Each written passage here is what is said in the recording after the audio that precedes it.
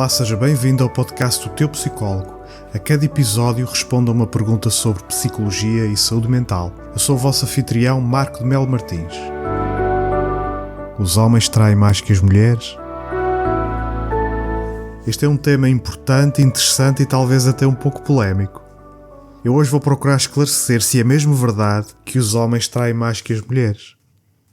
Em primeiro lugar, eu vou começar pela definição de infidelidade. A infidelidade, também chamada de envolvimento extramarital, refere-se, no quadro de uma relação romântica, ao comportamento secreto de quebra das normas de intimidade e exclusividade emocional e sexual. Estatisticamente, os homens ficam mais perturbados pela infidelidade sexual, as mulheres ficam mais perturbadas pela infidelidade emocional. E atualmente metade dos casamentos acaba em divórcio, 70% dura apenas uma década e 10 a 15% dos casais separa-se nos primeiros 4 anos de casamento. Em relação às funções da traição, as traições conjugais cumprem uma variedade de funções e raramente são motivadas exclusivamente por questões sexuais. Se o casal evita resolver os conflitos ou um dos membros do casal sacrifica as suas necessidades para cuidar do outro sem haver reciprocidade, a intimidade pode ser erodida e um caso amoroso pode servir para satisfazer necessidades de intimidade que estão há muito frustradas. Outros usam o caso amoroso para evitar a intimidade ou manter a distância do cônjuge. Noutras situações, o caso amoroso serve para regular emoções negativas intensas, ou pode servir também para ferir deliberadamente o outro. Ou ainda, servir para justificar o fim de uma relação, os chamados exit affairs. E o formato destas situações varia muito, desde encontros sexuais casuais até envolvimentos sustentados de longo prazo.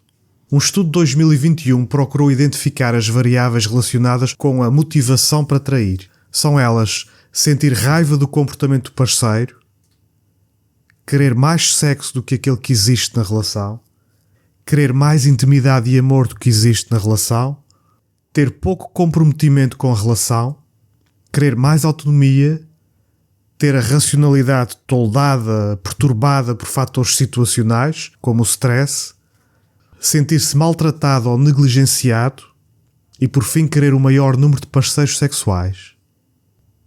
Falando um pouco da estatística da traição, a investigação em 160 culturas diferentes revela que a infidelidade é a principal causa de rompimento das relações românticas. A infidelidade diminui naturalmente o bem-estar emocional dos membros do casal e favorece a baixa autoestima.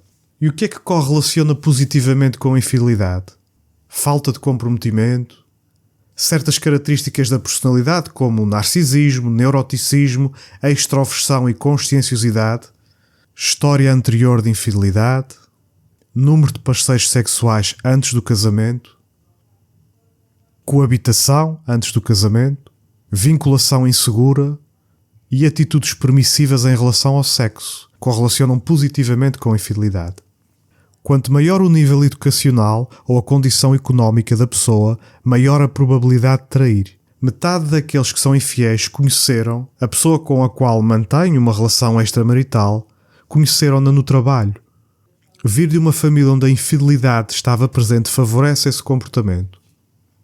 E agora, desvendando a resposta à pergunta inicial, os homens traem mais que as mulheres? A resposta é sim, mas é preciso adicionar algum contexto a esta resposta. Então, metade dos homens e 1/4 das mulheres traem os parceiros. Isto em relações românticas de longo prazo, onde se inclui naturalmente o casamento. A investigação mais recente e a minha experiência clínica dizem-me que esta realidade pode ser ainda superior e que a traição no feminino pode andar mais próxima da traição no masculino do que aquilo que se pensava. Ou seja, essa assimetria entre homens e mulheres no que ao comportamento de infidelidade diz respeito pode estar a estreitar substancialmente. Obrigado por ouvir o episódio 8 de O Teu Psicólogo. O podcast está disponível em oteupsicologo.substack.com e em todas as principais plataformas de podcast. Pode colocar as suas perguntas na caixa de comentários do podcast em oteupsicologo.substack.com. Até breve.